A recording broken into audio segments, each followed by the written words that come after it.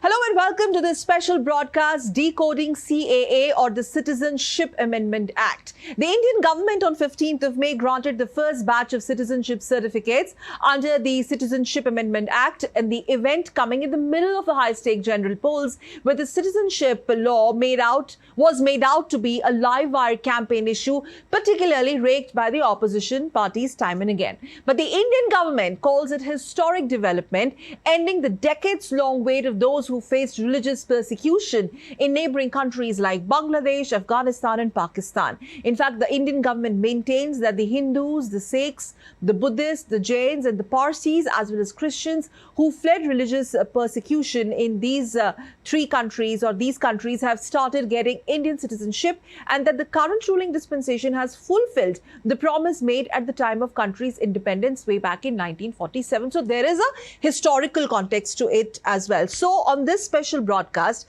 we trace the very genesis and the historical context of the Citizenship Amendment Act, also decode the implementation and various processes and procedures associated with it. Most importantly, talk about what have been the current global trends in this space when we talk about humanitarian and refugee crises. We will try and diffuse various myths or false narratives that have been associated with the Citizenship Amendment law and the objections from certain quarters. So to begin with, let me welcome Ambassador Bashwati Mukherjee, former senior diplomat, on the show. We will be joined by other distinguished guests as well. But to quickly begin with and putting the whole Citizenship Amendment Act, Ambassador Mukherjee, in larger perspective, there is a historical and very important, historical context to it.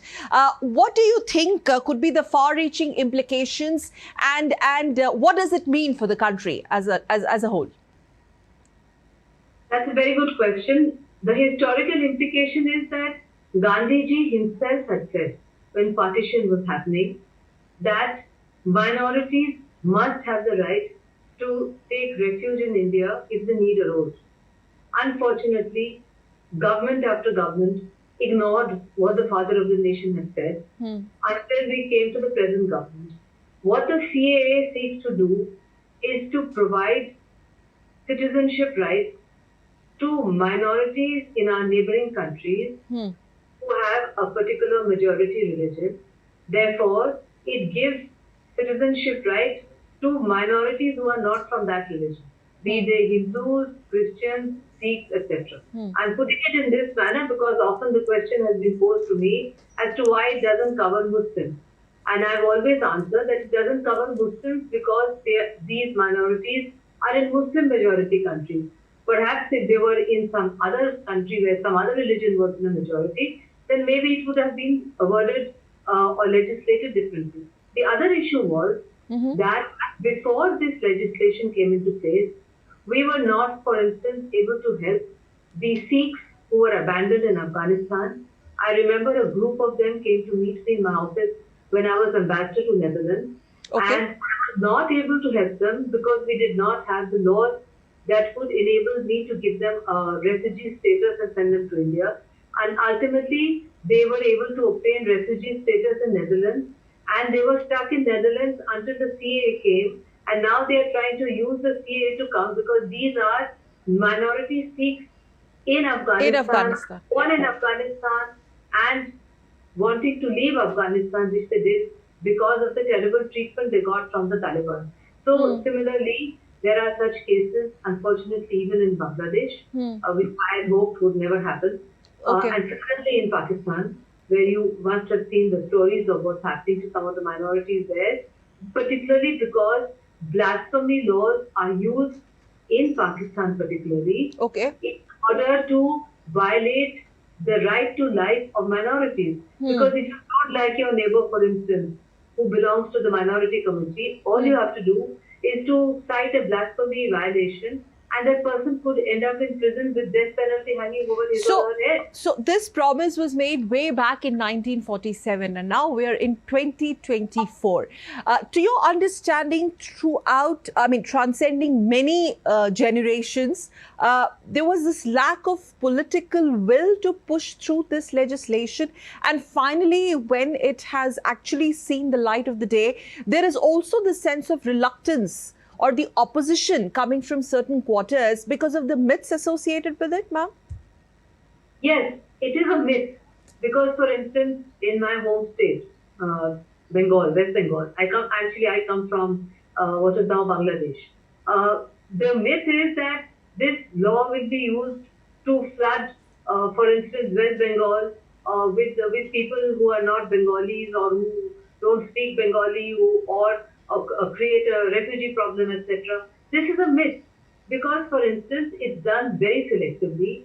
It's done in the cases where it's proven that their rights have been violated and where they have the right under the stipulations of the CAA to ask for refugee status and then obtain citizenship. It's a long process also, and it took actually a long process to get it implemented. From the time it was legislated and approved and implemented, it took some time, precisely because the government was trying to build up public opinion in these states which had so many questions about it, so that it could go through smoothly. You don't want to have a situation where these minorities who have been ill-treated, let's say in Pakistan, come to India and are not made to feel welcome. So therefore, it was important to prepare domestic opinion and to explain the provisions of the CA to them. And I think that over a period of time, public opinion, which has already progressed a lot in these states, will understand that this is not going to result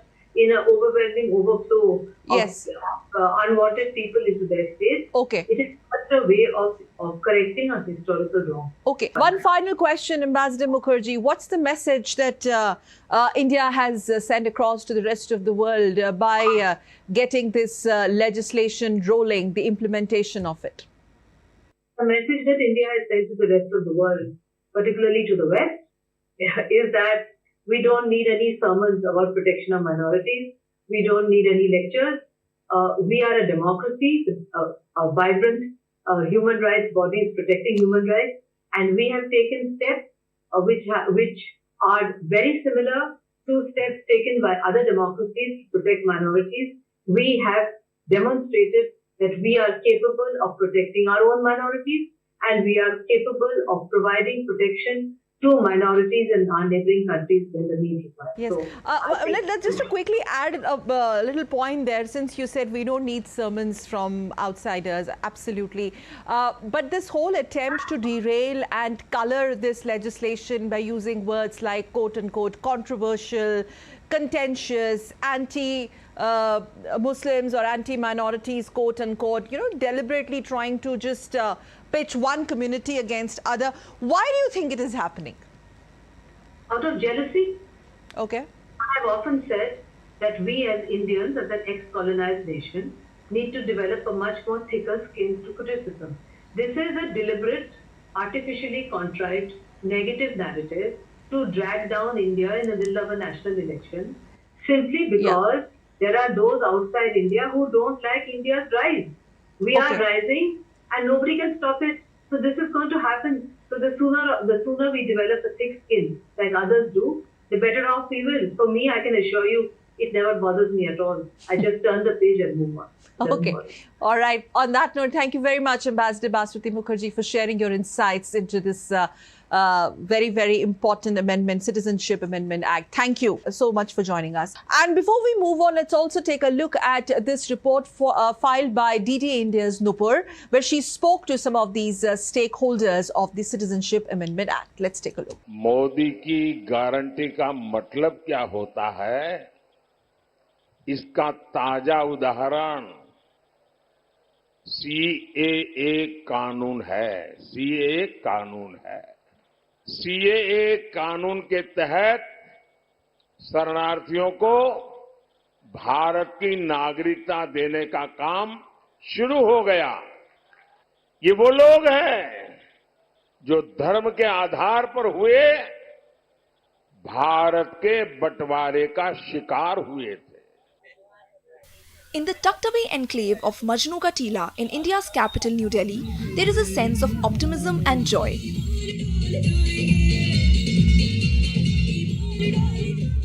Mostly filled with migrated Pakistani Hindus, residents of these camps are rejoicing as 14 amongst them have now become Indian nationals under the Citizenship Amendment Act. There is palpable energy and excitement in this small makeshift enclave in Majnu Ka Tila, as some of them have got the first citizenship under the CAA Act of the Indian government. And there is a lot of hope amongst these people. They hope that they will also get the citizenship soon, and they will no longer be called Pakistanis. Instead, they'll be Indian nationals. India's Prime Minister Narendra Modi has lauded the implementation of CAA. Perceived as a historic day, more than 350 people received Indian citizenship on May 15. 14 of them were physically handed their citizenship certificates by Union Home Secretary Ajay Kumar Bhalla in New Delhi. The CAA legislation was notified by Prime Minister Narendra Modi-led central government on March 11 this year and aims to grant Indian nationality to Hindu, Sikh, Jain, Buddhist, Parsi and Christian migrants who fled religious persecution in Pakistan, Bangladesh and Afghanistan and entered India on or before December 31, 2014. पहले तो यहाँ बताया जाता था पाकिस्तानी पाकिस्तानी, अब हम पाकिस्तानी नहीं, अब हम हिंदुस्तानी है। बहुत अच्छा लग रहा है, ऐसा लग रहा है जैसे हमारा नया पुनर्जन्म हुआ हो। बहुत खुशी का दिन है जी, आज हमें नागरिकता प्राप्त हुई और सरकार का हम धन्यवाद ही कहेंगे, प्रधानमंत्री नरेंद्र मोदी जी और अमित शाह जी का धन्यवाद ही कहेंगे हम। India's Home Minister Amit Shah said that one cannot deny these people the right to live in India and be called Indian nationals as they rightfully deserve it. जो हिंदू, सिख, बौद्ध, जैन, क्रिश्चियन पाकिस्तान, बांग्लादेश और अफगानिस्तान से आए, वो सारे लोग 2014 के पहले जो शरणार्थी बनकर आए, उनका अधिकार है, डॉक्यूमेंट हो न हो उनको नागरिकता मिलेगी। A large number of Hindus and Sikhs from Pakistan and Afghanistan who came to India through legal means stand to gain from the CAA. According to Hindu Singh Sodha, Seemant Lok Sangathan, a group that advocates for the rights of Pakistani minority migrants in India, around 80,000 applications are submitted from Pakistan. By providing a pathway to citizenship for minorities facing persecution, the CAA is presented as a humanitarian gesture aligned with India's civilizational ethos of asylum and protection. With the implementation of this historic legislation, India has yet again portrayed itself as a champion of human rights to the world. Nupur Praveen's report for DD India. Let me also welcome Ambassador Veena Sikri, former High Commissioner to Bangladesh, joining us on the broadcast. Thank you so much, Ambassador Sikri. Now, your thoughts on this much-awaited implementation of the Citizenship Amendment Act, despite the kind of furor we see, which has been deliberate, the deliberate attempt to construct a negative narrative around this, especially from outside quarters. What are your thoughts on the implementation, and why do you think this was the need of the hour? Well, I think first of all, we have to congratulate the government on the implementation of the CAA. I think it was a much needed step that was taken at that time, and then it became unnecessarily controversial because an effort was made to inject all the wrong ideas into it, as though it was changing the citizenship of any citizen of India, as though it was bringing the so-called religious factor into citizenship. None of this was true. I think the Citizenship Amendment Act was fulfilling a long pending requirement that the Indian society and community had felt since 1947. Yes. We do know that even in 1950, the Nehru-Liaquat Pact had actually been drawn up to ensure rights of minorities in the countries of India, Afghanistan, Pakistan and Bangladesh.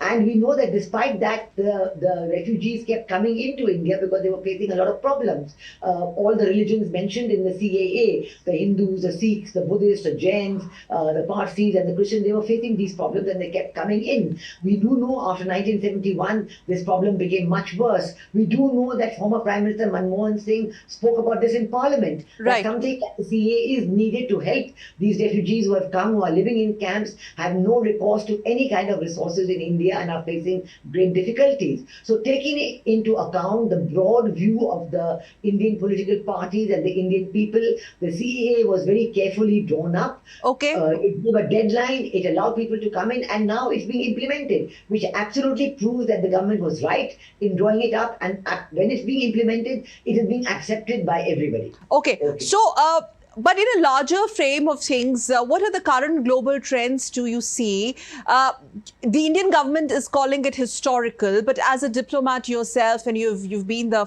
High Commissioner of Bangladesh, and Bangladesh often also happens to be one of the countries associated with this. In that scheme of things, what does it do to India's global image, especially in this space, humanitarian refugee crises? Well, there has been an effort to malign India's global image using the CAA. But I think that all the Indian communities living abroad, I've seen reports and articles and assessments by the Indian communities living abroad, and they have all welcomed the CAA because they realize that they are in touch with people who have had to come to India because of the oppression they faced, and coming to India, they are requesting, after decades and decades of living in camps, they are requesting early route to citizenship for them. And this is what the CAA is giving to a very specific group of people, linked to partition of 1947, complicated greatly by the breakup of Pakistan and the creation of Bangladesh in 1971, and bringing all these people together into the Indian mainstream. The fact that the CAA has now been implemented has shown to the rest of the world. I think this is a very important factor, that whereas earlier on, before the elections and for other matters, there were voices abroad who were trying to malign India's image. But the fact that with the implementation of the CAA, all these people are quiet, it shows that they actually have to accept it. And they find nothing wrong with the implementation of the CAA. So I think it has proved not only that the government has fulfilled its promise, but that its promises and its the drawing up of the CAA was based on the correct premises to help the people who are in need as a one-time exemption that was given. Okay.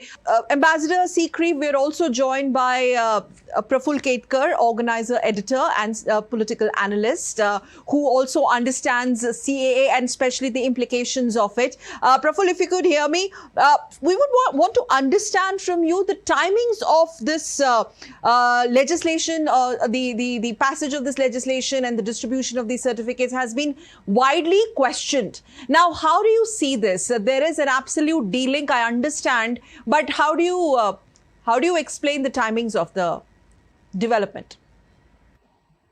Sakal, the process when it was started immediately after 2019 election, what was the timing? Government had, as far as I know, BJP as a party and ideologically are always stood for this, and it was mentioned in their manifesto, so there was nothing secret about it. Now the act was passed because there were certain misconceptions, and the laws, when the laws are passed, the rules are to be framed. So it took some time, and now the rules are being implemented. After implementation, now the certificates are provided. So there is nothing, I think, has to do with the election. The point here is that we need to understand the historical context, that when India's partition took place and Pakistan was created purely on the religious lines, it was an agreement between the Prime Minister of India and Prime Minister of Pakistan, Pandit Nehru and Liaquat.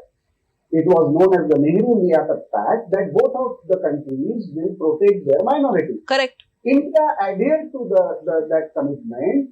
When it comes to Pakistan, which was then East Pakistan and West Pakistan, please understand, today in 1951 census, Muslim population in India was 9%, which is believed to be 16 to 17% now. When it comes to the population of Hindus and other minorities in Pakistan and now present-day Bangladesh, present-day Pakistan, then known as West Pakistan, which was around 16%, now Hindus are reduced to 1.5%. Okay. And Hindus in Bangladesh, which were around 23%, are reduced to 8%. There were more than 55,000 Sikh families in Afghanistan, which are reduced to less than 100 families in Afghanistan now. So where are all these people? They have taken refuge either in India or outside somewhere, but they are looking for some kind of citizenship. You see, there is an orchestrated attempt to snowball this into a controversy, and these objections, if I may use these words, are purely political in nature. But there is nothing political in the move. Praful. Absolutely. See, it was a historical baggage. If you read our Constituent Assembly debate, Dr. Shama Prasad Mukherjee, Dr. Babasaheb Ambedkar, earlier Mahatma Gandhi, even at some point Pandit Nehru, all of them have given commitment that if you face any persecution, you are always welcome in India. The point is, who should be welcome in India? Now, the minorities that this act clearly defines, if I have to explain the Western audience, and Dr. Jaishankar, who is ex-office minister, is absolutely right when he gave a rebuttal to some of the Western concerns.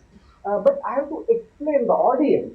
See, in 1990, for example, this one act was enacted in the US called as Lautenberg Amendment, Public Law 101-167. Okay. It was enacted on 21st November 1989.